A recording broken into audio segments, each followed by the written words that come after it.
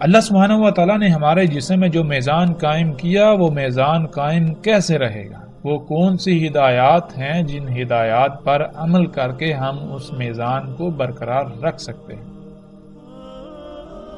اللہ سبحانہ و تعالیٰ نے اس کو بھی بالکل واضح کر دیا۔ ہمارا جسم جو کئی اعضاء کا مجموعہ ہے، جب ہم غور کریں تو ہمارے اوپر یہ بات کھل کر واضح ہو جاتی ہے کہ ہر عضو جو ہے وہ کئی مخلوقات کا مجموعہ ہے، اور اس میں ہر خلق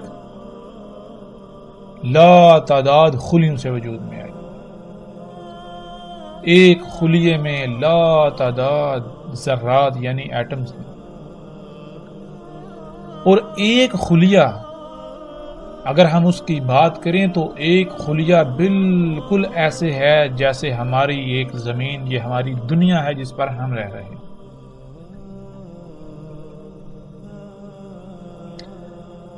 ہمارے ایک خلیے کے اندر پوری ایک ایسی دنیا آباد ہے جس دنیا میں ہم رہ رہے ہیں۔ ہمارے ایک خلیے کے اندر لا تعداد مخلوقات ہیں، فیکٹریاں، کارخانے، صفائی کا نظام، ٹرانسپورٹ کا نظام، ایک انتہائی عجیب و غریب پیچیدہ ترین نظام ہے، پیچیدہ ترین دنیا ہے، اور اس دنیا کا نظام تب تک ٹھیک سے چلے گا جب تک اس دنیا کو جو اس کی ضروریات ہیں وہ خالق کی ہدایات کے مطابق فراہم کی جائیں گی۔ ان ضروریات کی مقدار کیا ہوگی، ان ضروریات کا معیار کیا ہوگا، اس کا بھی علم صرف اور صرف اسی ہی کو ہو سکتا ہے جو اس دنیا کا خالق ہے، اور اس دنیا کا خالق اللہ سبحانہ و تعالیٰ کی ذات ہے۔ ایک خلیہ ناظرین جس کا حجم کیا ہے، اس کا اندازہ آپ یوں لگا سکتے ہیں کہ اگر 10 لاکھ خلیے ایک مقام پر رکھے جائیں تو وہ صرف اور صرف اتنی جگہ گھیریں گے جتنی کی ایک باریک سے باریک تر سوئی کی نوک ہوتی ہے۔ اس سے آپ اندازہ لگا سکتے ہیں کہ ایک خلیے کا حجم کیا ہے، کتنا چھوٹا ہے جسے انسانی آنکھ نہیں دیکھ سکتی۔ تو ناظرین، جب تک اس خلیے کی دنیا میں جو میزان اللہ سبحانہ و تعالیٰ نے قائم کیا وہ قائم رہے گا، تب تک ان خلیوں سے وجود میں آنے والا عضو ہر لحاظ سے مکمل اور وہ اپنے مقام پر رہتا ہوا اپنی ذمہ داری پوری کر سکے گا۔ جب اس طرح تمام کے تمام اعضاء اپنے اپنے مقام پر رہتے ہوئے اپنی بھی ذمہ داری پوری کریں گے تو پورا جسم ٹھیک رہے گا، لیکن اگر کہیں بھی بگاڑ آ گیا، کہیں بھی خسارہ ہوا، کہیں بھی کوئی کمی، کوئی کوتاہی، کوئی لاپرواہی ہوئی، کسی بھی مخلوق نے جسم کے اندر یا جسم کے بعد جو کہ جسم کا حصہ ہے اس نے لاپرواہی کی تو جسم میں قائم جو میزان ہے اس میں خسارہ ہو جائے گا۔ جس خسارے کو ہم بیماریوں کا نام دیتے ہیں، اور اگر اس خسارے کو دور نہ کیا جائے، اس بگاڑ کو ختم نہ کیا جائے جو کہ فساد کہلائے گا، اس کی اصلاح نہ کی جائے تو پھر ایک وقت ایسا آئے گا جب یہ جسم اپنی اجل سے دوچار ہوگا، یعنی ایک آخری تباہی اس پر مسلط ہوگی جو اسے ختم کر دے۔ تو ناظرین، اپنی ہی ذاتوں میں ہم جتنا بھی غور و فکر کرتے جائیں وہ کم ہے، جیسے جیسے غور و فکر کرتے جائیں گے ہمارے اوپر راز کھلتے چلے جائیں گے۔ تو اب تک جو باتیں ہمارے سامنے آئیں وہ یہ ہیں کہ اللہ سبحانہ و تعالیٰ نے ہمارے جسم کو خلق کیا۔ ہمارے جسم کے دو پہلو ہیں، ایک ظاہری ایک باطنی۔ جو ظاہری ہے وہ بھی دو حصوں میں تقسیم ہے، اس میں ایک حصہ تو وہ ہے یعنی کچھ مخلوقات، کچھ اعضاء تو ایسے ہیں جو محکم ہیں، جو فیصلہ کن ہیں، جن کے بارے میں اللہ سبحانہ و تعالیٰ نے ہمیں علم دے دیا کہ ان کا مقصد کیا ہے، جیسے ہاتھ ہیں ہمیں پتا ہے، ہمیں علم ہے ان کا مقصد کیا ہے، پاؤں ہیں ان کا علم ہے مقصد کیا ہے، آنکھوں کا مقصد کیا ہے، کانوں کا مقصد کیا ہے۔ ان کے برعکس کچھ ایسے بھی ہیں جن کا علم اللہ سبحانہ و تعالیٰ نے نہیں دیا کہ ان کا مقصد کیا ہے۔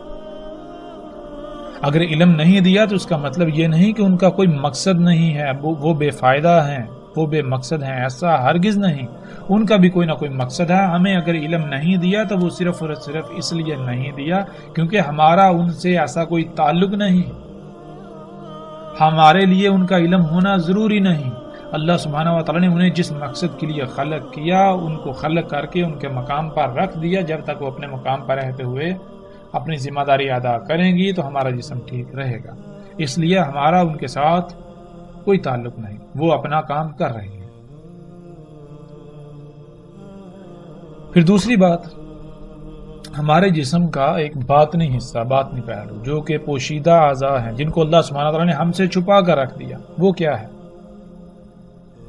وہ ہمارے جسم میں اللہ کا غیب ہے، جس کا قرآن میں اللہ سبحانہ و تعالیٰ نے بار بار ذکر کیا، جس کے بارے میں اللہ سبحانہ و تعالیٰ نے کہا کہ غیب پر ایمان لاؤ۔ اب غیب پر ایمان لانا کیا ہے؟ غیب پر ایمان لانا یہی ہے کہ اللہ سبحانہ و تعالیٰ نے ہمارے جسم کے اندر وہ اعضاء جو چھپا کر رکھ دیے، ان کو خلق کرنے کا کوئی نہ کوئی مقصد ہے، اور جس مقصد کے لیے انہیں خلق کیا انہیں اس مقصد کو پورا کرنے کے لیے ان کے مقام پر رکھ دیا، ان کی لائن پر لگا دیا۔ جب تک وہ اپنے اپنے مقام پر رہتے ہوئے اپنی اپنی لائن کو پورا کریں گے، اس مقصد کو پورا کریں گے تو پورا جسم ٹھیک رہے گا۔ اگر کہیں بھی کوئی بگاڑ پیدا ہوا تو پھر فساد ہوگا، تباہیاں ہوں گی، جن کو ہم بیماریاں کہتے ہیں، اور پھر آخر کار جسم موت کا شکار ہو جائے گا۔ تو جتنے بھی اعضاء ہمارے پوشیدہ ہیں یہ سارے کا سارا اللہ کا غیب ہے ہمارے جسم میں۔ یہ ہے ایمان لانا کہ اگر ہماری ان تک رسائی ہو جائے تو ہم ان کے ساتھ کسی قسم کی کوئی چھیڑ چھاڑ نہیں کریں گے، ہم ان کے ساتھ کسی قسم کا کوئی پنگا نہیں لیں گے۔ کیوں؟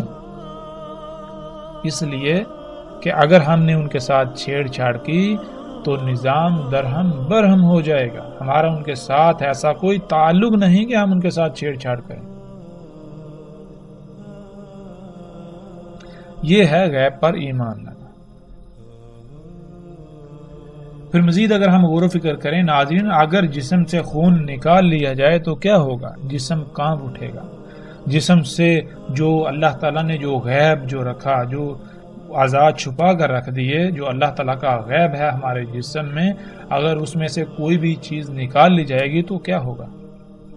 اس عضو کی، اس شے کی ذمہ داری کی نوعیت کے اعتبار سے جسم کا نقصان ہو۔ یہ تھا اس سوال کا جواب کہ جو اللہ سبحانہ و تعالیٰ نے کہا کہ نہیں خلق کیا ہم نے آسمانوں کو اور زمینوں کو اور جو کچھ ان کے درمیان ہے مگر حق کے ساتھ۔ حق کے ساتھ خلق کرنا کیا ہے؟ اللہ سبحانہ تعالیٰ نے کہا کہ اپنی ہی ذاتوں میں غور و فکر کرو، تو جب ہم نے اپنی ہی ذاتوں میں غور و فکر کیا تو ہمارے سامنے بہت ساری باتیں آئیں، جو چیزیں، جو باتیں، جو سبق ہمارے سامنے آیا تو اللہ سبحانہ وتعالیٰ کہتے ہیں بالکل یہی مثال، بالکل اسی طرح خلق کیا ہم نے آسمانوں کو، زمینوں کو اور جو کچھ بھی ان کے درمیان ہے، اور ہم نے خلق کی اجل مسمى۔ اجل مسمى کیا ہے؟ اس کا بھی بالکل واضح ہو چکا کہ ہم نے یہ سب کچھ خلق کیا ہے، تو ایسا نہیں ہے کہ اگر ان میں چھیڑ چھاڑ کی جائے گی تو یہ ویسی کی ویسی رہیں گی، نہیں، اگر ان میں چھیڑ چھاڑ کی جائے گی، اگر ان کو ان کے مقام سے ہٹایا جائے گا تو پھر کیا ہوگا؟ پھر ان میں خرابیاں ہوں گی، پھر آخرکار ایک ایسا وقت آئے گا جب یہ تباہی سے دوچار ہو جائے گی۔ یہ ہے اجل مسمى۔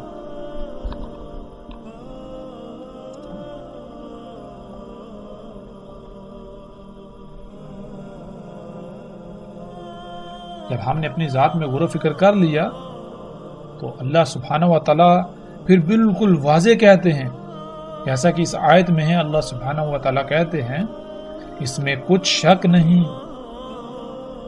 تیرا رب یعنی جس نے تجھے خلق کیا اور کسی نہ کسی مقصد کے لیے خلق کیا،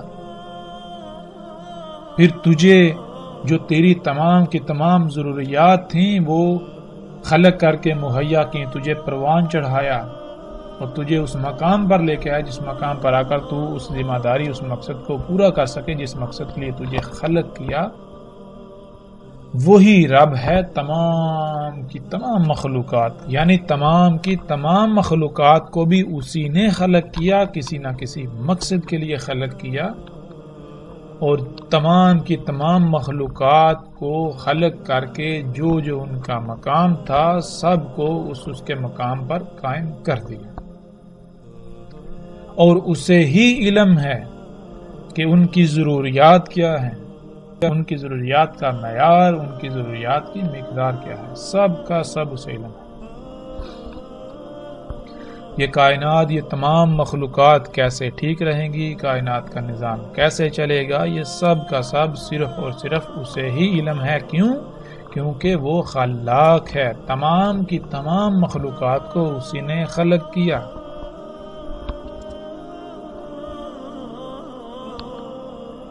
تو یہ تھا ناظرین حق کے ساتھ خلق کرنے کا جواب۔ اس جسم پر اللہ سبحانہ و تعالی نے ہمیں اختیار دیا ہے، جسم کی تمام مخلوقات ہماری محتاج ہیں۔ ہم چاہیں تو جسم کو حلال طیب فراہم کریں، خالق کی ہدایات کے مطابق ان کی ضروریات مہیا کریں، اور اگر ہم چاہیں تو خالق کی ہدایات کو یکسر نظر انداز کرتے ہوئے اپنی مرضی کے مطابق اس جسم میں جو جی میں آئے انڈے لیں اور جسم میں تمام مخلوقات کے حقوق کو غصب کریں۔ بالکل یہی مثال اس دنیا کی ہے، آسمانوں کی ہے، زمین کی ہے، ان کے درمیان جتنی بھی مخلوقات ہیں ان کی ہیں۔ جیسے اس جسم میں تمام کی تمام مخلوقات ہماری محتاج ہیں، اس جسم پر اللہ سبحانہ و تعالی نے ہمیں اختیار دیا، بالکل اسی طرح اس زمین کی، اس آسمان کی، آسمان اور زمین کے درمیان جتنی بھی مخلوقات ہیں یہ تمام کی تمام ہماری محتاج ہیں، ان کا اختیار اللہ سبحانہ و تعالی نے انسان کو دیا۔ اور اللہ سبحانہ و تعالی نے بالکل واضح کر دیا کہ اگر تم صرف اور صرف میری ہی غلامی کرو گے تو کائنات کا نظام بالکل ٹھیک رہے گا، کائنات میں کوئی فساد نہیں ہوگا، کوئی بھی خرابی نہیں ہوگی، اور اگر تم نے اس کائنات میں میری ہدایات کے خلاف عمل کیا تو اس کائنات میں ہر سطح پر قائم میزان میں خسارہ ہو جائے گا، جس سے پھر خرابیاں ہوں گی، پھر تباہیاں آئیں گی، پھر وہ اجل جو اللہ نے خلق کی وہ آ جائے گی، یعنی ایک آخری بڑی تباہی جو تمہیں اپنی لپیٹ میں لے لے گی۔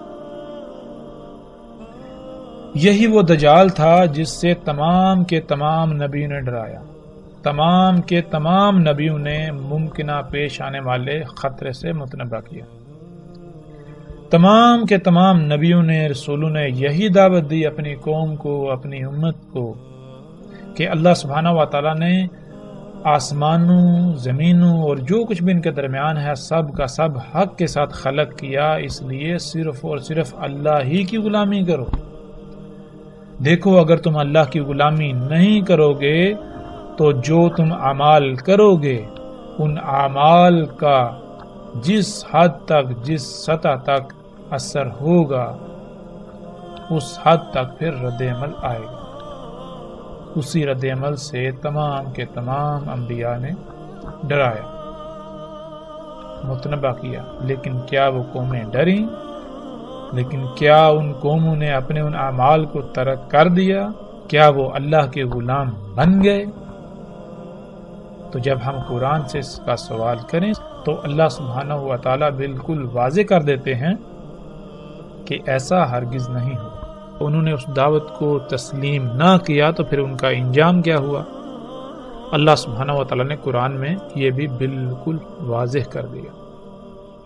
تو ناظرین، یہاں تک جو ہم نے غور و فکر کیا اور جو بات ہمارے سامنے آئی وہ یہ کہ رسول اللہ صلی اللہ علیہ وسلم نے جو دعوت دی، جو پیغام دیا، جس ممکنہ پیش آنے والے خطرے سے متنبہ کیا اور جس سے باقی تمام کے تمام انبیاء نے متنبہ کیا، وہ کیا تھا؟ وہ دعوت کیا تھی؟ وہ دعوت یہی تھی کہ تمہارا رب اللہ ہے، اللہ ہی کو اپنا رب بناؤ، صرف اور صرف اللہ ہی کی غلامی کرو۔ اللہ سبحانہ و تعالیٰ نے اس کائنات میں میزان قائم کر دیا، اس میزان میں خسارہ مت کرو۔ اگر اس میزان میں خسارہ کرو گے تو جان لو اللہ سبحانہ و تعالیٰ نے اجل بھی خلق کی، تو پھر کیا ہوگا؟ وہ اجل آ جائے، جب وہ نہ مانے، جب وہ باز نہ آئے، اپنی اس روش کو ترک نہ کیا، انبیاء اور رسولوں کی دعوت پر لبیک نہ کہا، ایمان نہ لائے، تو پھر ان کا انجام کیا ہوا؟ وہ پیچھے ہم پر واضح ہو چکا، اور مزید ہم جیسے جیسے آگے بڑھیں گے تو ہر بات، ہر شے بالکل کھل کر واضح ہو جائے گی۔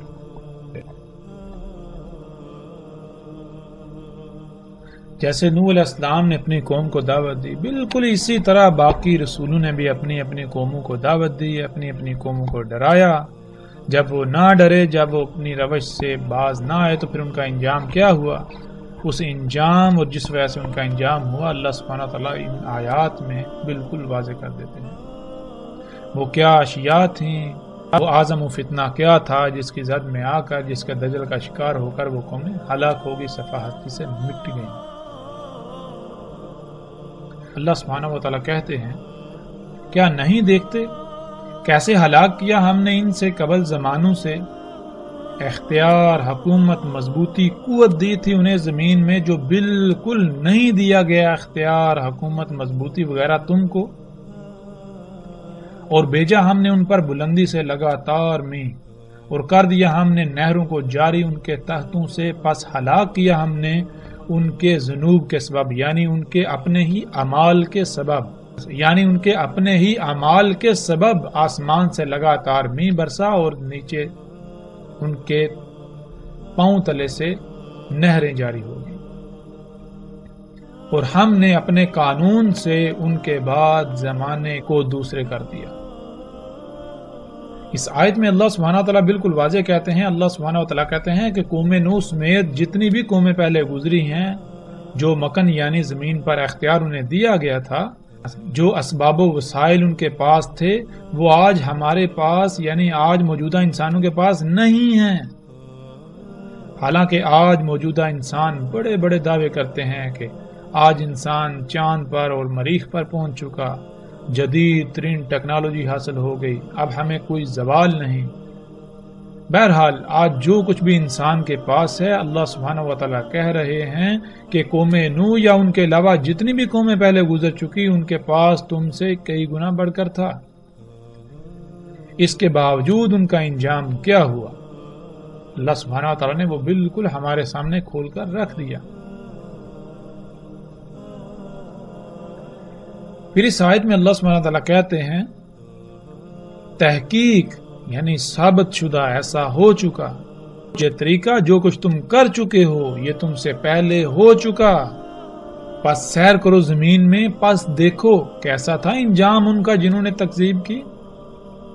یعنی جن کے اوپر یہ واضح کر دیا کہ اللہ سبحانہ وتعالیٰ نے آسمانوں، زمینوں اور جو کچھ بھی ان کے درمیان ہے سب کچھ حق کے ساتھ خلق کیا، تو اللہ کے علاوہ کسی کی غلامی مت کرو، اللہ کے علاوہ رائی برابر بھی عمل مت کرو اس کائنات میں، ورنہ اللہ نے جو اجل خلق کی وہ آ جائے گی۔ تو انہوں نے کیا کیا؟ انہوں نے اس کی تکذیب کر دی، انہوں نے یہ نہ مانا اور اپنے ان مفسد اعمال کو جاری رکھا، تو پھر ان کا انجام کیا ہوا؟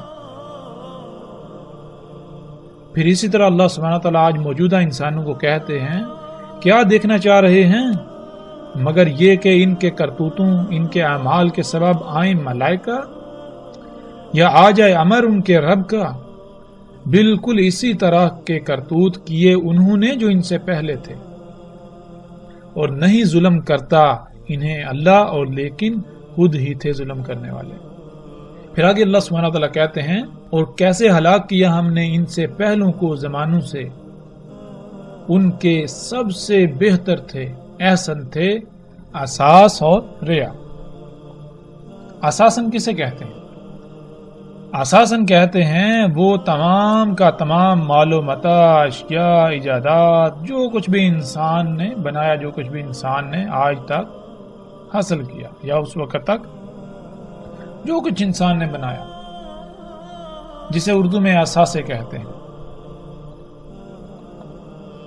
اور ریا کہتے ہیں جو عام انسانی آنکھ سے نہ دیکھا جا سکے، وہ کچھ دیکھنے والے آلات، یعنی ایسے آلات جن کی مدد سے وہ اللہ کے غیب کی اشیاء، اللہ کے غیب کی مخلوقات، کائنات کی وسطوں کو براہ راست دیکھنے کی صلاحیت رکھتے تھے۔ یعنی اس آیت میں اللہ سبحانہ تعالیٰ بالکل واضح کہہ رہے ہیں کہ وہ جو پہلی قومیں گزر چکی، جن کو ہم نے ہلاک کیا، جو ہلاک ہوئیں اپنے ہی اعمال، اپنے ہی کرتوتوں کے سبب، وہ ان کے پاس جو کچھ انہوں نے بنایا ہوا تھا، جو کچھ انہوں نے ایجاد کیا ہوا تھا، جو کچھ انہوں نے بنایا ہوا تھا، وہ سب سے بہتر تھا، اور ان کے پاس جو دیکھنے کے آلات تھے وہ بھی تم سے بہتر تھے، وہ بھی سب سے بہتر تھے۔ پھر آج ہم دیکھیں کہ ایسی کون سی ایجادات ہیں، وہ کون سے اثاثے ہیں جو آج انسان اکٹھے کر چکا ہے، جو انسان آج بنا چکا ہے، اور پھر وہ کون سے ایسے آلات ہیں جن سے انسان کے پاس دیکھنے کی ایسی صلاحیتیں آ گئیں جو صلاحیت عام انسانی آنکھ سے دیکھنے کی نہیں ہے۔ اور جب ہم غور کرتے ہیں تو آج ہماری آنکھوں کے سامنے انسان کے خلق کردہ وہ تمام کے تمام اثاثے اور وہ تمام کے تمام دیکھنے کے آلات سامنے آ جاتے ہیں، اور وہ آج سب کے سب موجود ہیں۔ پھر اسی طرح اللہ سبحانہ تعالیٰ کہتے ہیں، کیا پس نہیں رہنمائی ان کے لیے؟ کیسے ہلاک کر دیا ہم نے ان سے پہلوں کو، زمانوں سے چلتے پھرتے ہیں ان کی رہائشوں میں، اس میں کچھ شک نہیں، ان میں آیات ہیں اولی الانہا کے لیے۔ کیا آج ہم گھومتے پھرتے ہیں، زمین میں سیریں کرتے ہیں اور پہلی تباہ شدہ اقوام کے آثار دیکھتے ہیں، تو جب ہم ان کے آثار، ان کے بنائے ہوئے گھر، تباہ شدہ کھنڈرات جب ہم دیکھتے ہیں تو اللہ سبحانہ وتعالیٰ کہتے ہیں ان میں رہنمائی ہے تمہارے لیے، غور و فکر کرو تو کہ کیسے ان کو ہلاک کر دیا، وہ کیا تھے، ان کے پاس کیا تھا۔ پھر اسی طرح اگلی اس آیت میں اللہ سبحانہ وتعالیٰ کہتے ہیں، کیا نہیں سیر کی، کیا نہیں گھومے پھرے زمین میں، پس دیکھیں کیسا تھا انجام ان کا جو ان سے پہلے تھے وہ بہت شدید، ان سے کئی گنا بڑھ کر قوت میں، زمین کے نوادرات میں، یعنی جو زمین کے اندر اللہ سبحانہ وتعالیٰ نے چھپا کر زمین کے خزانے رکھے ہیں ان میں، اور انہوں نے زمین پر ایسی تعمیرات کی، زمین کو ایسے آباد کیا، شہروں کے شہر آباد کیے جو ایسی تھیں جیسے نہ ختم ہونے والی، مضبوط اور لمبے عرصے تک قائم رہنے والی، جتنی زیادہ سے زیادہ وہ کر سکتے تھے، جتنا زیادہ سے زیادہ وہ زمین کو آباد کر سکتے تھے، تعمیرات کر سکتے تھے، وہ انہوں نے کی دوسروں کے مقابلے میں۔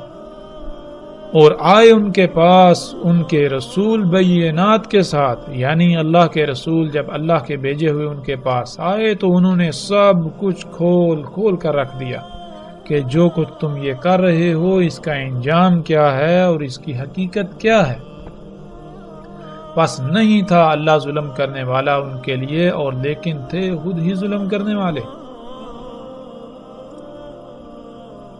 اس آیت میں بھی اللہ سبحانہ وتعالیٰ نے بالکل کھول کر واضح کر دیا۔ اللہ سبحانہ وتعالیٰ کہہ رہے ہیں کہ جو تم سے پہلے تھے زمین پر، جو تم سے پہلے امتیں، قومیں آباد تھیں، جن کی طرف ہم اپنے رسول بھیج چکے، جو تکذیب کر چکی، جو ہلاک ہو چکی، کیا تم نے زمین میں سیر نہیں کی؟ کیا تم زمین میں گھومے پھرے نہیں؟ تم نے زمین کے ان کے کھنڈرات، ان کے آثار نہیں دیکھے؟ دیکھ چکے ہو تم، وہ تم سے کئی گنا بڑھ کر تھے قوت میں۔ قوت کسے کہتے ہیں؟ آج کیا ہے انسان کے پاس قوت؟ آج ہم کسے قوت کہتے ہیں؟ مثال کے طور پر اگر آج امریکہ کچھ دعویٰ کرتا ہے، امریکی صدر کہتا ہے، تو وہ کیا کہتا ہے؟ ہم قوت میں بڑھ کر ہیں، ہم سے جو ٹکر لے گا، جو ہماری بات دنیا میں نہیں مانے گا، وہ مارا جائے گا۔ تو وہ کون سی قوت ہے؟ وہ قوت ہے اسلحہ، بارود، مشینیں، یہی تو قوت ہے۔ اور اسی قوت کا اللہ سبحانہ وتعالیٰ نے ذکر کیا، یہی وہ قوت ہے جو انسان کے اثاثے ہیں، جو کچھ انسان نے آج تک بنایا۔ اللہ سبحانہ وتعالیٰ کہہ رہے ہیں کہ جو قوت آج تمہارے پاس ہے، یعنی جو مشینیں، جو ٹیکنالوجی، جو ایجادات تم کر چکے ہو، جو اسلحہ، بارود، جو کچھ بھی یہ تمہارے پاس ہے، جو تم سے پہلے گزر چکے، وہ تم سے کئی گنا ان سب میں بڑھ کر تھے۔ وآثار الارض، آثارو کہتے ہیں نوادرات کو، نوادرات نادر کی جمع ہے، اور نادر کہتے ہیں ایسی قیمتی ترین شے کو جس کو چھپا کر رکھا جائے۔